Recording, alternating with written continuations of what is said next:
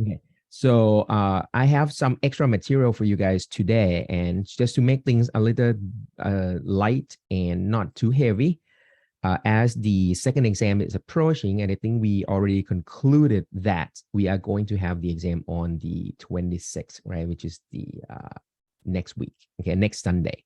Okay, so if I am going to finish this topic by just show you guys how to do this combination of lenses, and then we just sort of introduce the new topics in electricity, I think it will be too much for, I mean, for today.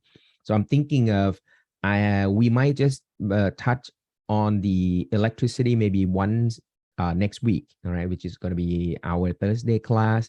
And then I'm going to probably dedicate the, just as usual, the Saturday, next Saturday, our class to be the Q&A, okay, just in case that we have you guys have questions. All right. Some of you asking about the first exam score will be graded. It will be done pretty soon. I said that I thought I might be able to do it this weekend, but I'm not so sure. But I was teasing a little bit that maybe while you were doing the second exam, I will be grading this first exam. So that was my, that's the latest I think that I can do. So that means once you submit your second exam, you will know your first exam or something, but I'll try to get it done sooner. So just wait for me maybe by the end of this weekend and see if I can finish that tomorrow. Okay.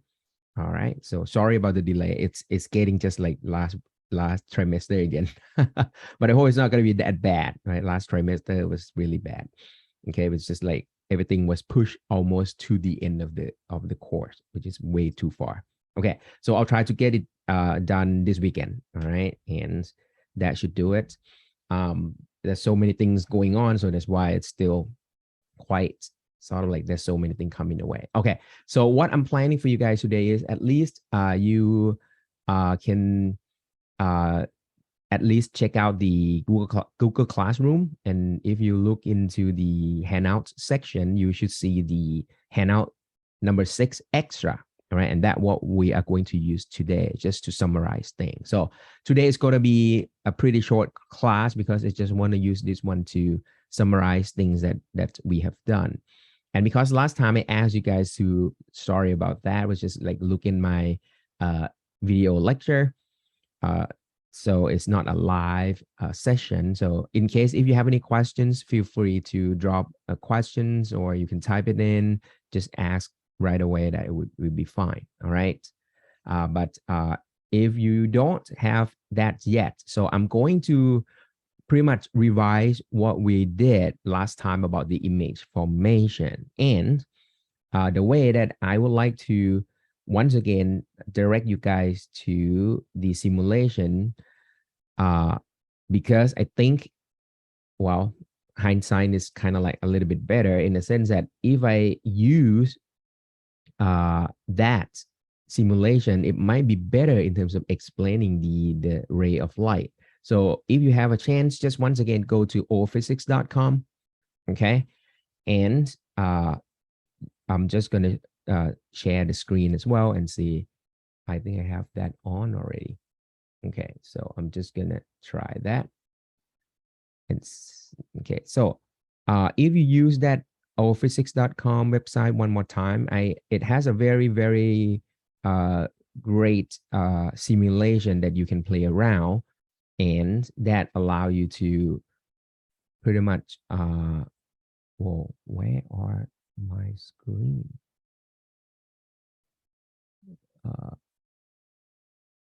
It doesn't look the same every time I try this. Share screen. Can I share windows?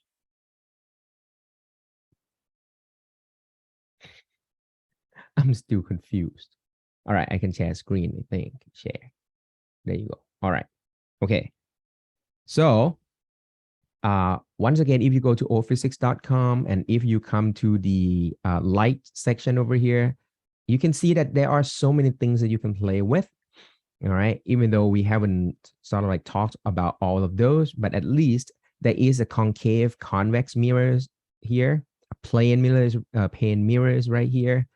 And you also have lenses down where? What's that? Lenses somewhere. Just a basic one here, concave and convex lenses. Okay. So with that, so this one I picked just a concave and convex mirror. And the good thing about this one is you can place your object by just moving things around here. Just having fun with that. I think I should have done this. I thought I remember now that I think I told myself that I should have done this next time, or I will do that next time, but then I didn't do it. And now I realize that I should have done that. So sorry about that. It's just so many things confusing. Okay, so with this, I think you can play around. And if you can see here, focus is at -4. Yeah, where my mouse is being located there. So twice of that is going to be CC over there. That is the center of curvature. So that means you can start your object like far away. Okay, I can make it bigger. And as you can see, they trace 3 rays, right? One is in the top, one in the bottom, and the other one is in the middle. The one in the top come in horizontally, and then it's going to reflect through the focal point. If you have the bottom one going through the center of curvature, it's going to bounce off the mirror back on itself. Make sense? And now you already see that the intersection is going to happen right there at the tip of that image, which is upside down. Or you can trace another one is another ray that go through the focal point, hit the mirror, it's going to bounce back on itself. I'm sorry, it's going to bounce back horizontally. All right. So all 3 cases are the cases that easy to draw, and you can locate where the tip of the image should be. And as you can see, it's inverted. And as you can see as well, that these are real intersections among those rays. So we're going to say this is real image. So they're showing you right here, inverted, real image. And if you really want to know the location of this one, you have to use the thin lens equation, or the mirror equation, 1/p plus 1/q equal to 1/f. So you will be able to calculate the q, which is the image distance. Sounds cool? All right. And once again, if I just slide this thing closer, now you can see that the image is getting bigger a little bit, bigger a little bit. And once the image hits the center of curvature, this is the example that we did last time, which is you're going to create the image right at that same position, because you standing at the center of curvature, everything reflects back on you. And because there's no magnification anymore, because it's just a pure reflection, the only thing that happened is just you invert the image. Sounds cool? All right, and now you can just keep getting closer. So now you are in somewhere between the center of curvature and the focal point. So now, as you can see, the image still real, but now it's going backward and magnified. The size is getting bigger. All right, I think I have to, oh, it's gonna go out of the screen right now. But as you can see, it's growing bigger and bigger and bigger. So now when you're approaching the focal point, so this is also another example of us, that once you're standing right on the focal point, you are going to generate a parallel beam. And as you can see, you're not going to get any intersections anymore. So you said, hey, it's the image at infinity. All right. And now you can keep going. Now, as you can see, if you get so close, now the beam that coming out to your left side, if you look on your left side where I circling my mouse right here, you can see that the rays are diverging backward, right, to your left. So that means, you know, these rays of light will never intersect. So what you need to do is just, you just extrapolate those rays, and you can see that those dashed lines are intersecting at the behind the mirror side. Here we go, where my mouse is located here. So now you are in the territory of virtual image. Sounds good? And as you can see, it's now upright and it's bigger. All right. And this is the case that we were talking about, the cosmetic magnifying mirror, the one that you look closer and then you see your face blows up so hugely. This is the one. Cool. All right. And then you can, I mean, now you can just get closer and closer.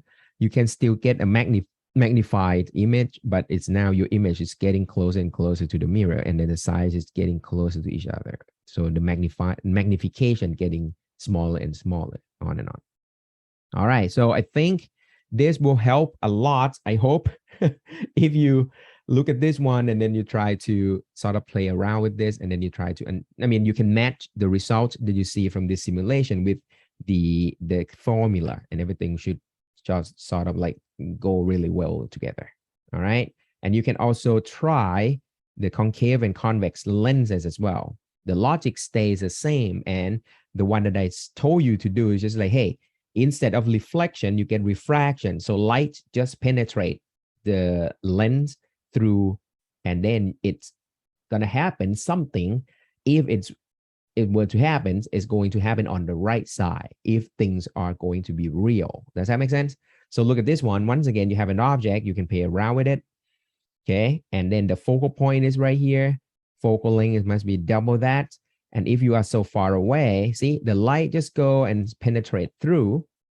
And then you can draw in this simulation. Once again, they pick 3 of them. That's easy to draw. And now you can see that the intersection is on the right. And definitely it's going to be inverted. Plus, I mean, if you look at the height, it seems like it's smaller. So you get a reduction in size, but it's still real because these are real intersections of the rays. Cool. And now you can move things around, getting closer. Now you are at twice the focal length, which is, I mean, in comparison to the mirror, this is your center of curvature. So that means the object will trace the rays and appear exactly at the same spot on the right. So as you can see, if I sit exactly at -8, I have an image at -8, and the magnification will be 1. So as I mean, there's no magnification. It's just exactly the same height as the object. This is the image that you get. Sounds cool? All right. And now if I get closer and closer, now the image is still real, still inverted, but now the size is getting bigger and bigger until it just like go off the screen. And now you get approaching the focal point. Now, if you're standing right on the focal point, once again, it's just like in a mirror. You're not going to get anything because you generate a parallel rays outward. Okay. And then you have to just creep in just a tad. Okay. So now you get a little bit closer now. Okay. Look at this one. The ray that you can see on the right side of the lens now diverging. So you look at this here, my mouse here is go down, but it's diverging, that one go up. So that means these rays behind the lens will never meet. There will be no intersection on the right side. So you just have to do the extrapolation yourself on the left, and those dashed lines intersecting at the tip of that, I mean, my mouse location right there. So you can say you having here a visual image, size is magnified and it's upright. That's it, guys. Okay. So I hope this helped. All right. So with this, in combinations with the mirror and lens equations, which I don't only ask you to memorize only 2, right? So it's I can write it down later, but it's a mirror equations or lens equation plus the magnification equation, then you should be able to solve everything. Okay. But what I really want to show you today is this. All right. So the more realistic case is when you have more than one, you have more than one piece of devices. For example, you might not have only single lens. You might not only have a single mirror. You have combination of that. And this is what it is. Look at this one. So when you have more than one lenses, what will you do? Okay. So one thing that is, I think is logical right away is if you want to get the magnification total, what you should be able to do is just take the magnification of each piece of those devices or instrument. For example, over here, you have lens number 1 and lens number 2.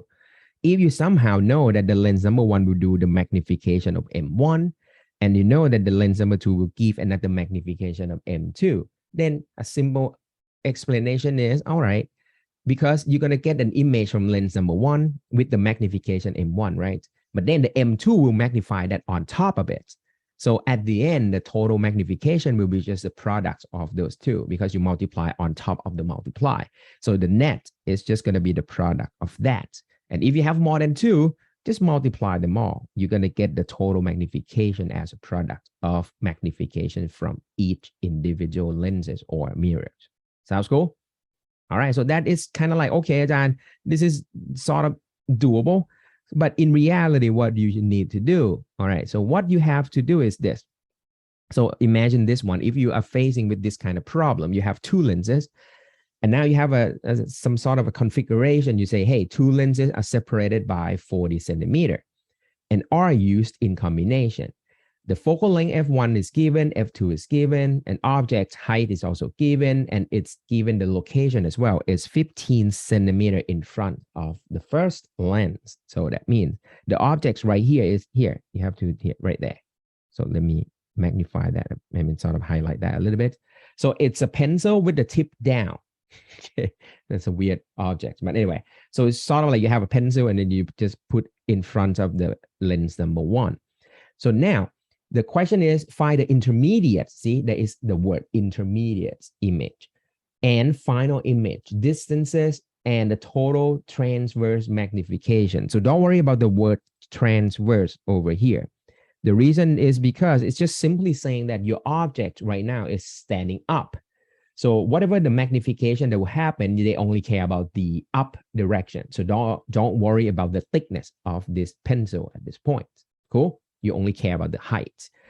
That's why they put the word transverse magnification there.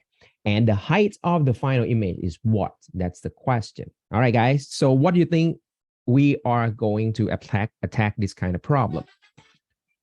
All right. The sound effect is back. Okay, so what should we do?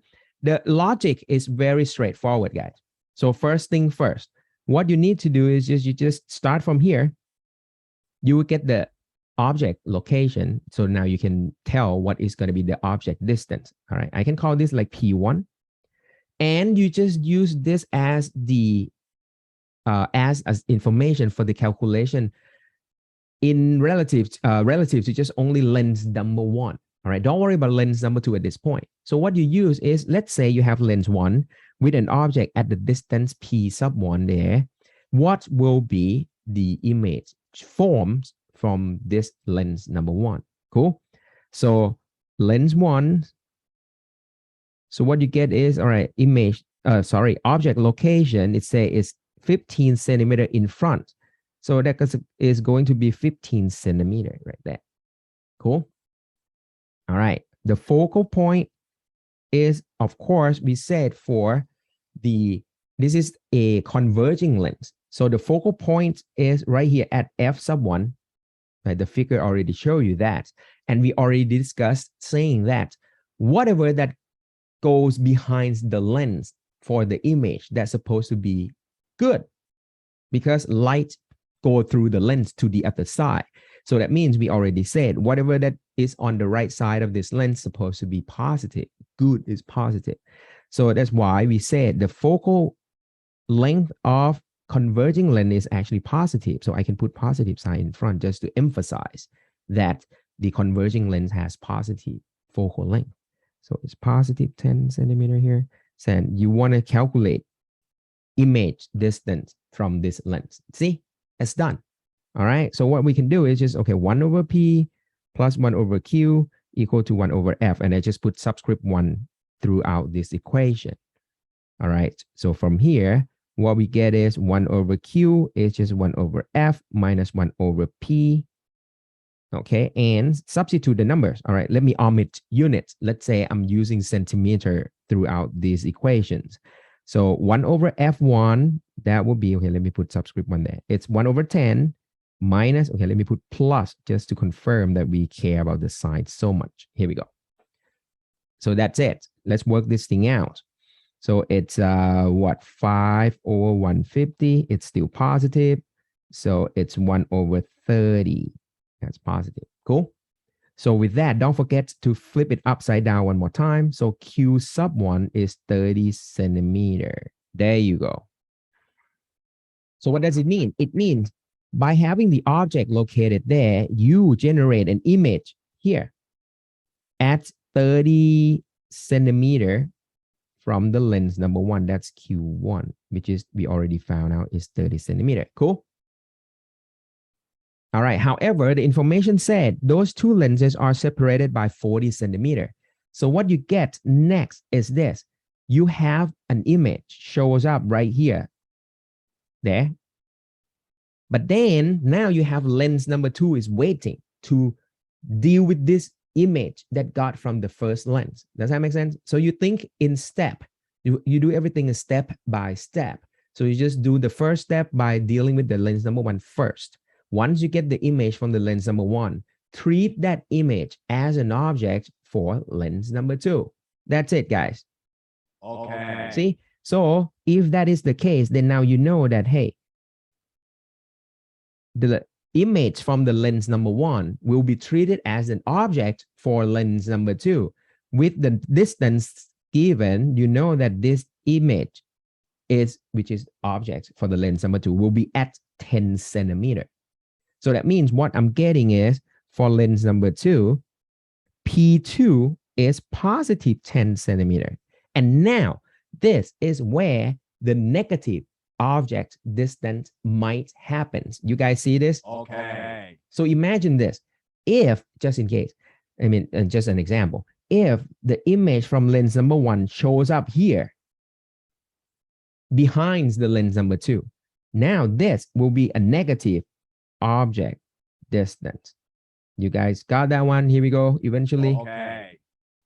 All right. But luckily for us in this particular problems here, the image formed by the lens number one still stays on the left side of the lens number two. So left side mean we in this particular setup, it's still in the front of the lens. So you can still use positive sign for that. All right. So you understand the sign that it has to be associated with either the object or the image. All right. So the focal length, so I use subscript 2 for lens number 2. The focal length of the second lenses is going to be 12. Positive as well because it's a converging lens. It's still converging lens anyway. And now you want to figure out what is the Q2. All right. So 1 over P, or actually I can jump ahead right into that Q2 right away. It's going to be 1 over Q2 equal to 1 over F2 minus 1 over P2. Everyone still follow with this, right? Just move things around, just like whatever we did with the lens 1. So what you get is, oh, I can just write it, I can just keep writing. Okay, so, whoa, what did it do? Sorry. Okay, here we go. All right, equal to 1 over 12 positive minus 1 over 10 positive right there. Nice. And what you have here, all right, be careful here. You get negative 2 over 120 is negative. 1 over 12 minus 1 over 10 is negative. And that give you flip upside down. Q2 is just negative 60 centimeter, guys. All right, let's interpret what this means.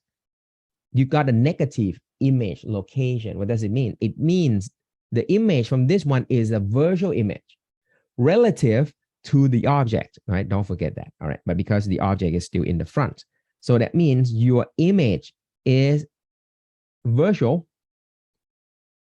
at 60 centimeter away, but in the front side of the lens. You guys with me? Okay, let me write this one out. Here we go. Okay, it's still in the front because of the negative sign. If it's positive, it will go to the back side, but this is negative. So this is 60 centimeter in the front. And it's negative, mean it's, well, it's supposed to go what, right? Now we know when you have a negative sign, I mean, it's in the position where the light should be, which is the same side as the object. Sounds cool? Okay. All right, now almost done. At least I think we already got all the information that we need. What we have left to do is now we want to know what is going to be the size of your final image. All right, so let me calculate M1 first.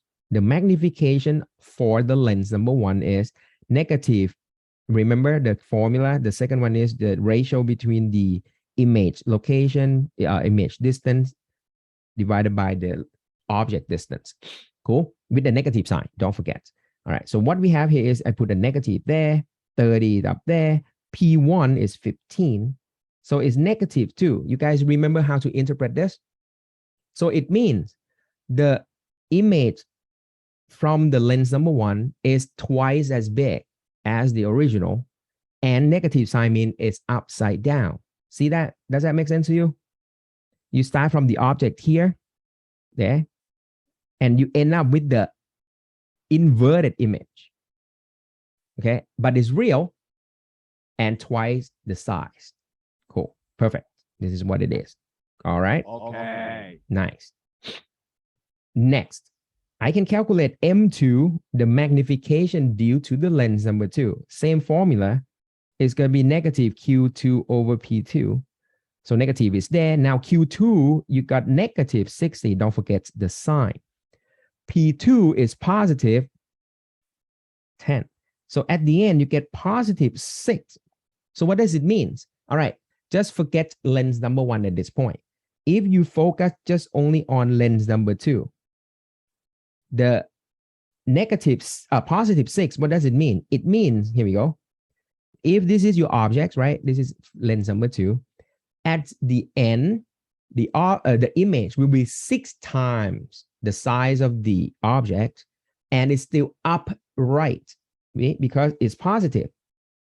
So that's why if you have object right here, your image is still upright. Perfect. It's still upright because they are oriented in the same direction, and it's 6 times bigger. Cool. All right. So everything just be interpreted just exactly what we did before.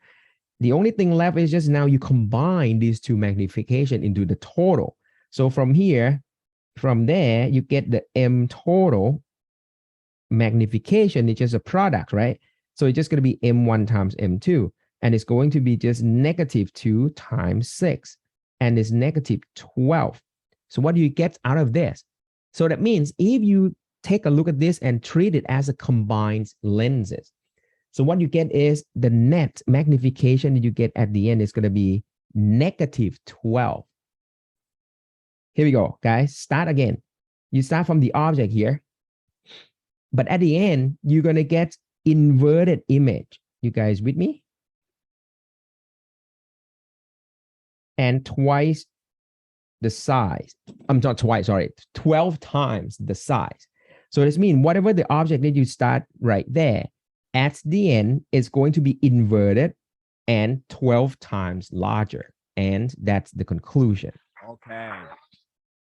So I hope this helped and sort of like demystify the questions that you had before. Like, hey, John, when the object distance is going to be negative. All right. And this happens when you have system of lenses or system of mirrors and lenses. Because if you only have a single piece of either the lens or the mirrors, you're never going to get negative object distance because you treat that as a real object anyway, right? It's in the front. So that's, you're never going to get negative side of this one. Sounds cool?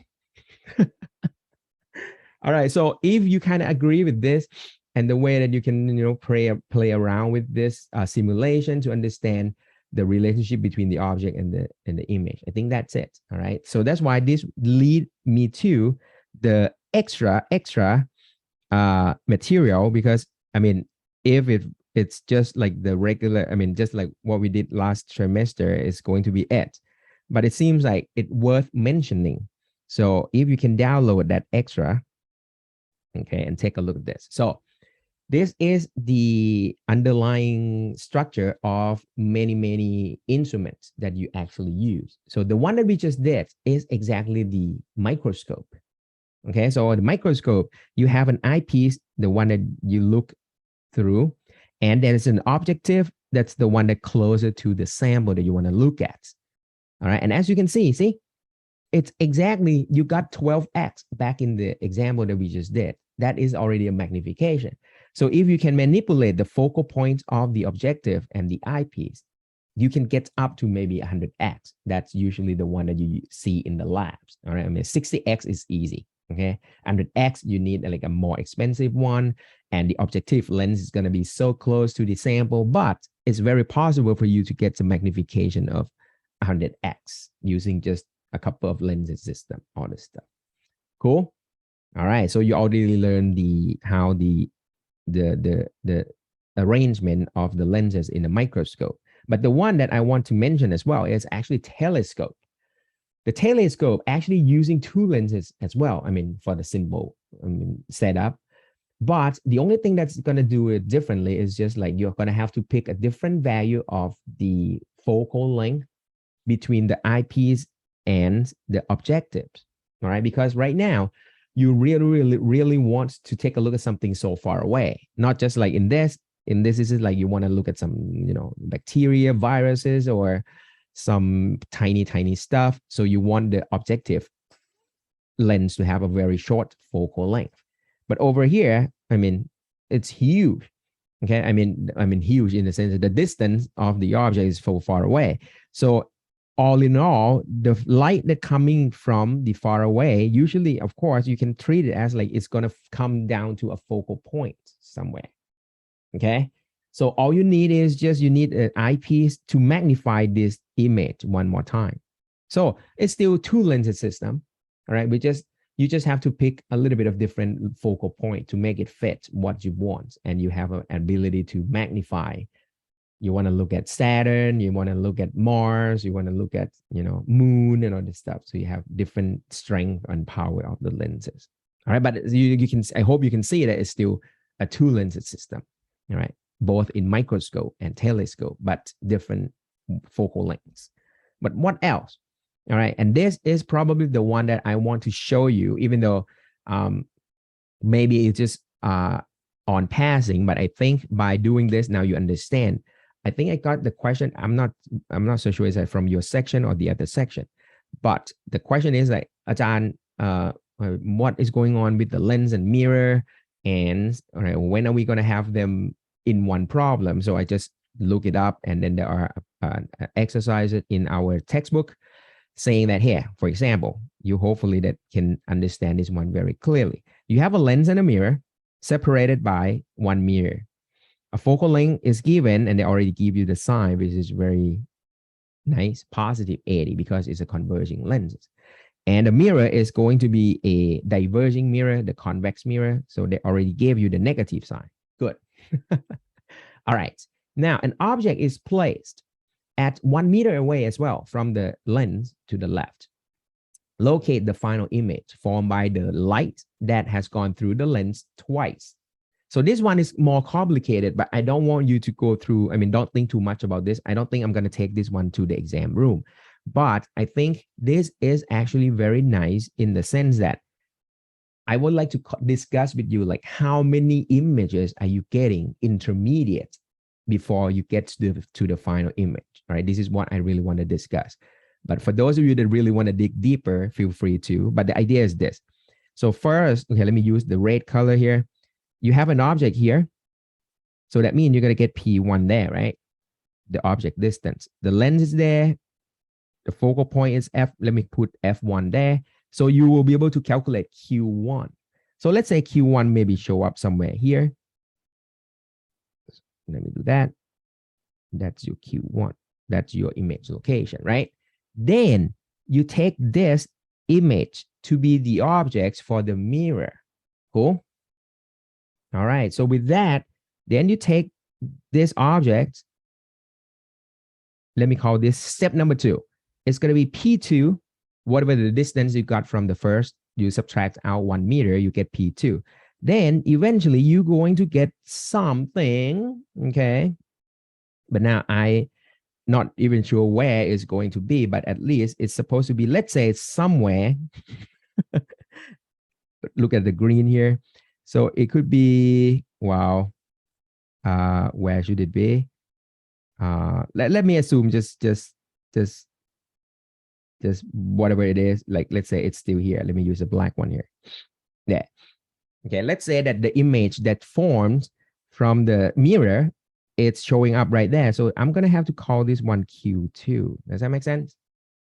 All right. And then follow with the blue with that location of the image that you got from the mirror. That is your second image already. Use that image to be the object for the, I mean, even though it's the same lens, but now this image will be seen through the lens one more time, if need be, because now it's a mirror. So with this, that's exactly what they're asking you. Locate the final image formed by the light that has gone through the lens twice. They want it to gone through the lens twice.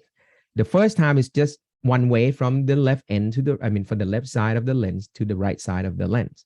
Now, with that, you have a mirror waiting. So the mirror generate image that is formed from the lens in the first leg there. And then that image from the mirror will be used as an object, and it's going to go through the lens one more time. That's what it means by going through the lens twice. So with this, I'm going to call this P3. All right. And then with that, then you just try to calculate using the same equation. And then you probably maybe just end up with some image at the end. So that would be your Q3. All right. So I hope by discussing this, you can see how can this process can be just extended as many times or as many repetition that you want to get to final image. Or that should be like, there could be like multiple images and on in the meantime. All right. But that's what it is. Okay. All right. But I mean, don't worry about it. It's just saying that I want to show you that it's possible. And not only like you have a combination between lens and mirrors, you also have the a possibility of having a negative object distance. That's what I'm saying. Sounds good? All right. Okay. But I mean, in our exam, I think at most we're going to have like 2 lenses. All right. Having the mirror and lenses together, as you can see, is pretty complicated because there could be like multiple images and things that going on. So, right. Because the image that you form after the 2 times going through the lens 2 times can still be used as an object for the mirror one more time. So things can go like multiple times in this kind of lens and mirror mixing system. Okay. All right. But I hope you got my points. Cool. Yes, I hope. Okay, guys. Now, what is the last thing that I want to show you? All right. So once again, this is not like a serious business or anything, but I think that will give you a full circle and try to understand things as a whole in terms of waves, not just light or not just sound or just a wave on a string, but they are the same thing. So let's read this one through. And what do you feel? So the figure over here say, hey, there is a dimension of the setup over here. The length is given, the D is given. It turns out it's a slit. But a slit is like a tiny opening. And now you illuminate that slit with some light. And monochromatic light, it means just a light with a single wavelength. And it's given to be like 500 nanometers. So it's probably like, yellow, well, sort of, reddish color. Now calculate the phase difference between, see, they're asking you the phase difference between 2 waves fronts arriving at P when theta is given, Y is given, what is, on and on. But don't worry about those details. That's not totally my point. My point is this. When you look at this one, what are you thinking of? They look exactly the same as the one that we did in sounds. Does that make sense? Remember when we have 2 speakers and we try to locate the position where the sound is minimum. So now we can apply that logic to light. And now I illuminate these 2 openings with light. It's the same thing as you have 2 speakers with the same kind of sound. And you are located at one point. Instead of having a quiet sound or the loud sound, if you speak in terms of light, it could be like a dark spot when they interfere destructively, or it could be a bright spot when it interfere constructively. Does that make sense?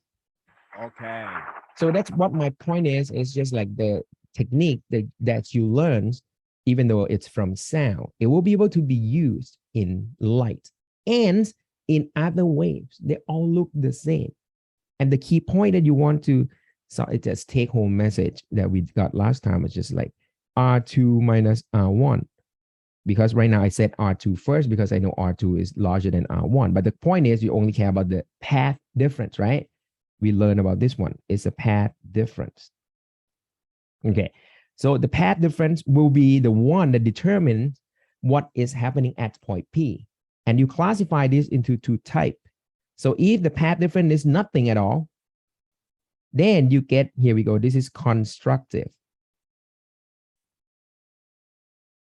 And on the other hand, if the path difference is just half a wavelength, that's bad, because when you are shifted by half a wavelength, so your wave just go opposite in oscillation, right? So those two interfere destructively. So this one, you get a destructive interference.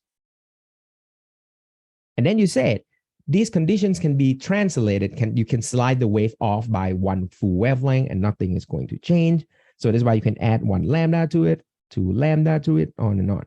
Same thing over here. You can add 1 lambda to it. So it's going to be 3 lambda and a half, 5 lambda and a half, on and on. See, exactly the same as the formula that we did in sound. But now we can also apply it in light. And you can say, hey, I mean, if it's in sound, you can call this is a quiet. If it's in light, you call this is a dark, something like that. Okay.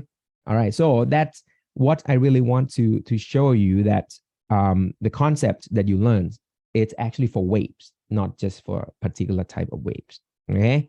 However, if you look at the information over here, and this one's just on passing because we are not focusing on this, but this is something that you probably, I mean, it's nice to know.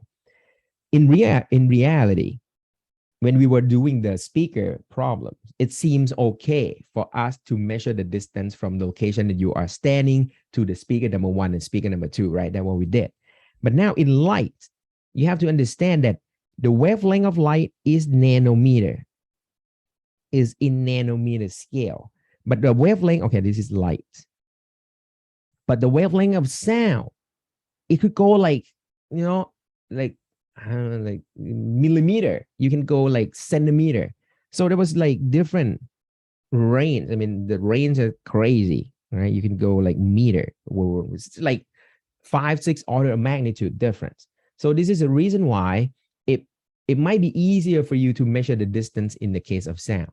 But in the light, wow, the experiment might be super small. Everything could be like on the tabletop or something, you know. So you might not prefer to measure the distance away from the slit, which is so close to each other anyway. So that's why you can do some approximation over here. This is just for fun, guys, but I think maybe it's a very useful relationship that you want to do later. But my point is, I just want to take things full circle here. So when you look at this, you really want R2 minus R1, right? Okay. And because if you look at this one again, if you look at this, R1 is there, R2 is there. The distance that is different is going to be somewhere here. If I, then the way that I can do is I just draw a line, sort of like cut this two in half. And let's say if the distance that I draw, this one is also already taking R1, the size, I mean, the distance already R1. The leftover over here, that is your R2 minus R1. Does that make sense? Okay. And that's what you want, right? That is your path difference.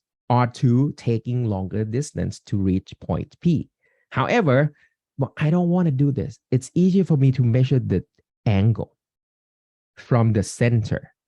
So as long as this triangle over here, the one that you see here, let me highlight this one more time. When you look at this triangle over here, when this triangle is super, super long, like super, super thin looking and everything, you can treat this one as like an isosceles triangle. So that means, all right, everything looks symmetric and all. So you can assume that if you know the distance between the source number 1 and source number 2 to have a separation of D, now you can do the similar triangle. The triangle that you see over there will look pretty close to this triangle over there. Approximately, right? You have to think like you have to push that screen, the L value to be like quite long, but those two will look almost the same. I don't know, does that make sense to you or not? But if you turn that a little bit and flip 90 degree and all that stuff, these two are similar, right? Similar triangle. The shape of the triangle are almost the same. So what you have over here is when that thing seems, I mean, if you agree with that, this triangle over here will be similar to the triangle that I'm highlighting in green there. The green triangle and the blue are similar. All right, you just flip 90 degree and then you just flip it over one more time, but they look almost the same. And that allow you to approximate this distance by just taking the green triangle, which can be approximated to be 90 degrees. Now, see, now we do approximation now. This is D, this is theta. You want to figure out this distance right here, delta R. So from trigonometry, of course, they say, hey, the delta R right there is just D sine theta, and you are done right here. Okay. That's all my points. And once you have this sine theta done, once again, you look back at the blue, but then the sine theta is the y and this hypotenuse right there, right? But because everything is just by approximation, okay, I don't care that much, all right? If the screen is so far away, that hypotenuse probably pretty close to this, the value of L here. So you have to imagine like the triangle is like so thin like this. So you're going to talk about the value on the hypotenuse here, or you want to talk about the L. I mean, they are all the same because the screen is so far away. So that means I can approximate sine theta to be about 10 theta. All right. And that's how you link to opposite over adjacent. So that's why y over L. So my point is we did this approximation 10 sine and the theta. Remember in simple harmonic motion? There you go, guys. So that's my sort of like closing remark of this one is if you sort of like punch the calculator and see and try to compare between the value of the theta and then you hit with the sine of that theta and you hit with the 10 of that theta. When the theta is small, like less than a degree, so it means you talk about like maybe 0.01 radian, 0.001 radian, when you take a small amount of the angle. These three are almost the same, guys. Okay. Okay, just so you know. All right, and I would like to close this module right here with, once again, let me go back to the allphysics.com. All right, it's almost done, guys, because I want to wrap things up today. So I think I'm just going to spend just half of the lecture closing down this module right here. So stay with me a little bit. I'm just going to go over a little bit, you know, and then we just call it done for today. Sounds good? All right, so let me share the screen here. All right, so let's go back to the all physics one more time. And now if you look at this waves here and come down here, guys, you have wave interference in 3D. I think this is the one that's really cool. And this bring you guys back to water. But now I hope that my last remark is this. So now either it's a water wave, sound wave, or light wave. Let me increase the amplitude so you can see a little bit better. There you go. All right. And let me stop the animation here. Or let me increase the frequency as well. So it will show like a dramatic. Here we go. Stop. There. See that? So now these are the two, some sort of like object bouncing up and down in like simple harmonic motion. So you have two sources. Okay. And now if I want to show, see, antinode region, see, that is already at the center where the orange ball is. And that orange ball is exactly at the halfway between those two sources. So I hope you understand now, at the location of that orange ball is supposed to be the constructive interference because you're standing right at the center between two sources. So that's my point. My point is now the source of the waves could be any kind of waves. It could be here, water's wave. It could be a sound from two speakers. It could be light from two slits. I mean, you get the same phenomena. And this is called interference. And if I highlight the note regions, we take the word notes from the interference of constructive and destructive in sound. So if you look at the red lines right there, where the purple balls are, that's where the cancellation effect is happening. So at that point, the purple ball will not move, just like what we saw in standing wave, right? When you have a note, that is a location where there's no displacement in the medium. Yeah. So that's it. It's right there. But this one is like, they call it in 3D, but you can look at top down.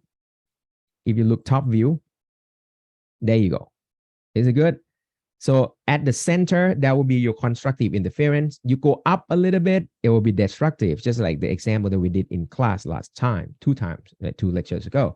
And then if you go up again, you will hit another antinode or constructive interference, on and on. So you start from the, actually, if you increase the frequency, it will be even better. There you go. All right. So at the center, constructive, you go up, destructive, you keep going up, is constructive again, on and on and on. So feel free to play around with this. I think it's very nice. And then I can start, I don't know, going through Zoom. It's still animated. All right. But it's, don't forget, waves never stop. So it's going to keep happening. But as you can see, they're trying to simulate that the blue ball is actually going up and down, up and down. See, that's why you see it sometimes, you don't see it sometimes. But the purple ball does not move, because that is the location of nodes. And that's it, guys. Okay. We are officially done with this module right here. Is it good? All right. I hope you learned something today, guys. All right. And just to make things light today, that is it. All right. So it's a little short here, but well, I think that's suited. And we're going to talk about electricity a little bit briefly, just, you know, give you some introduction next Thursday. All right. And once again, for Saturday, we will have Q&A session just right before the exam on Sunday. Sounds cool? All right, guys. So that's it. So it's a wrap today. Thank you very much. And I will see you guys next week. All right. Love it. It's short. Okay. Bye-bye. Okay.